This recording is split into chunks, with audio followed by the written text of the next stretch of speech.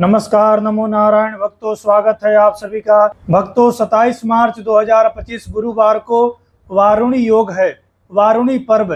वारुणी योग में किया गया स्नान, दान, जप, तप, हवन, भजन, कीर्तन इत्यादि का जो फल है वह करोड़ों सूर्य ग्रहण के बराबर बताया गया है।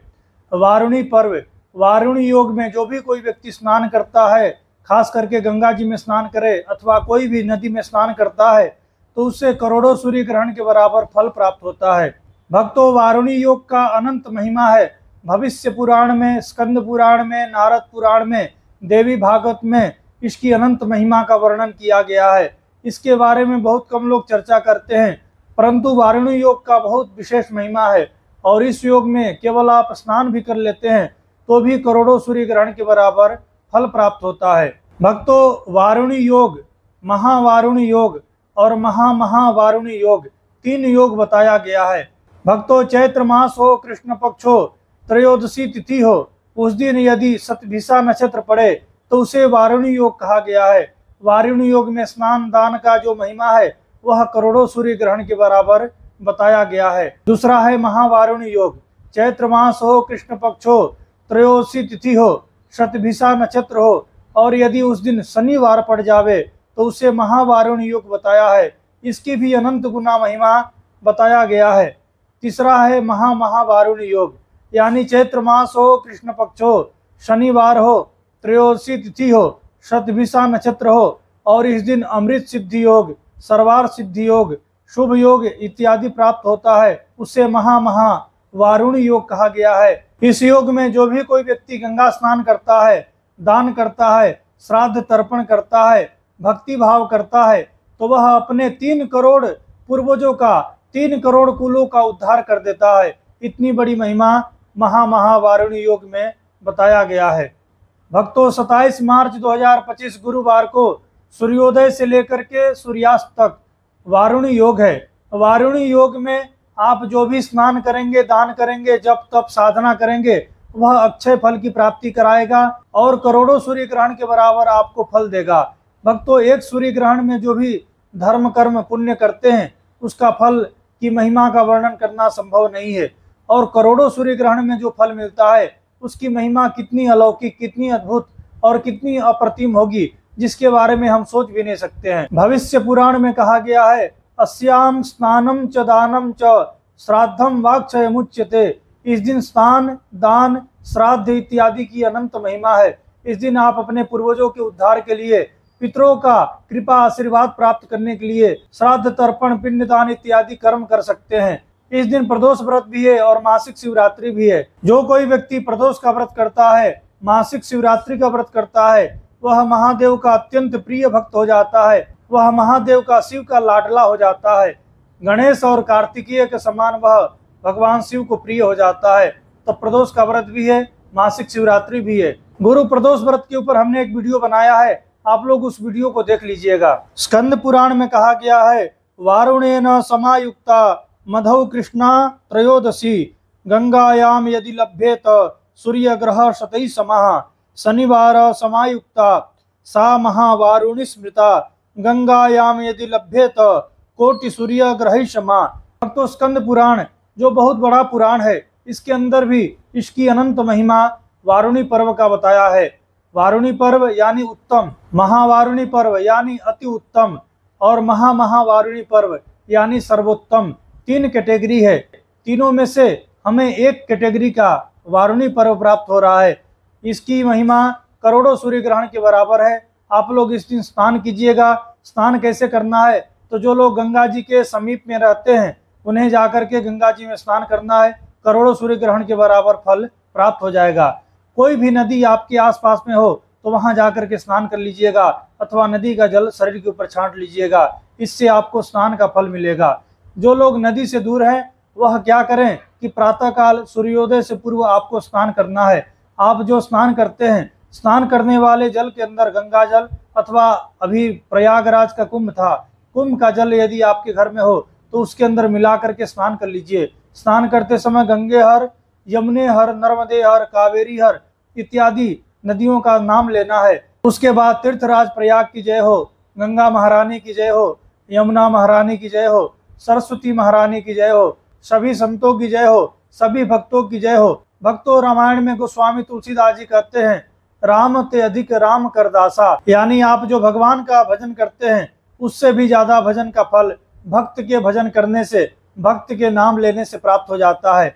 तो भगवान के जो परम भक्त हैं, भक्त प्रहलाद जी, गोस्वामी तुलसीदास जी, ध्रुव जी महाराज, इन सभी भक्तों का नाम लेना है, नारद जी का नाम लेना है। और भक्तों, मैं तो ऐसा बोलूं कि आपको प्रातःकाल परम पूज्य श्री प्रेमानंद जी महाराज का नाम लेना चाहिए, परम पूज्य श्री मलुक पीठाधीश्वर जी महाराज का नाम लेना चाहिए। ये सब परम संत हैं, इनका नाम लेने से भगवान की विशेष कृपा आशीर्वाद प्राप्त होगी। नारद पुराण में कहा गया है, वारुणे न समायुक्ता मधौ कृष्णा त्रयोदशी गंगायाम यदि लभ्येत सूर्य ग्रह शतई समः, यानी नारद पुराण में भी कहा गया है कि जो कोई व्यक्ति वारुणी पर्व में गंगा जी में स्नान कर लेता है, दान कर देता है, व्रत करता है, हवन करता है, जप तप साधना करता है, तो करोड़ों सूर्य ग्रहण के बराबर फल प्राप्त होता है। भक्तों, इस दिन आपको व्रत करना है, सूर्योदय से लेकर के सूर्यास्त पर्यंत आप व्रत रखिए, व्रत कीजिए। व्रत में आप फलाहार ले सकते हैं, सूर्यास्त के समय स्नान कर लीजिए, महादेव के मंदिर में जाकर के महादेव का दर्शन कर लीजिए, अथवा कोई भी मंदिर हो वहां जाकर के भगवान का दर्शन कीजिए। और दर्शन करने के बाद उस दिन प्रदोष है तो आपको प्रदोष का पूजा करना है तो कर लीजिए, मासिक शिवरात्रि का पूजा करना हो तो कर लीजिए, नहीं तो आप उनका दर्शन करके आ जाइए, एक घी का दीपक जला दीजिए। भक्तों, इस दिन पितरों के उद्धार के लिए, पितरों के कल्याण के लिए गजेंद्र मोक्ष का पाठ और विष्णु सहस्त्रनाम का पाठ अवश्य कीजिएगा। यह भगवान को अत्यंत प्रिय है और सारे पूर्वजों का, पितरों का उद्धार कराता है। भक्तों, 11 से 12 बजे के बीच में कुतब काल में तांबा का अथवा पित्तल के लोटा में जल भरिए, उसके अंदर गाय का कच्चा दूध डाल दीजिए, उसमें सफेद तिल डालिए, जौ डालिए, कुसा डालिए, सफेद चंदन डालिए, सफेद फूल डाल दीजिए, अपने सामने उस लोटा को रख लीजिए। गीता जी के 15वें अध्याय का पाठ कीजिए, 7वें अध्याय का पाठ कीजिए। पाठ करने के बाद आप पीपल वृक्ष के पास चले जाइए, दक्षिण दिशा की ओर मुंह करके अपने पूर्वजों को ध्यान करते हुए, पितरों का ध्यान करते हुए आपको मंत्र बोलना है और इस प्रकार से पूर्वजों के नाम से अंजलि देना है, उनको अर्घ्य अर्पण करना है।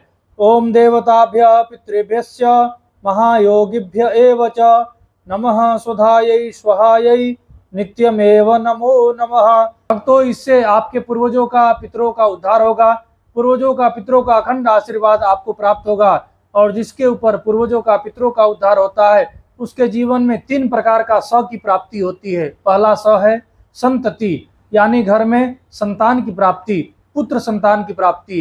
दूसरा है संपत्ति, अच्छे धन की प्राप्ति, लग्जरियस लाइफ व्यक्ति जीता है। तीसरा है सम्मति, परिवार भले कितना भी बड़ा हो परंतु आपस में हिल मिल के रहते हैं, आपस में लड़ाई झगड़ा नहीं होता है, तो उसे कहते हैं सन्मति। तो 3 स की प्राप्ति पूर्वजों के आशीर्वाद से होता है। अपने पूर्वजों के, पितरों के आशीर्वाद के लिए यह प्रयोग अवश्य कीजिएगा। यदि आप नदी के पास में हैं, कोई तीर्थ स्थल के पास में हैं, तो पितरों के नाम से तर्पण करवाइएगा।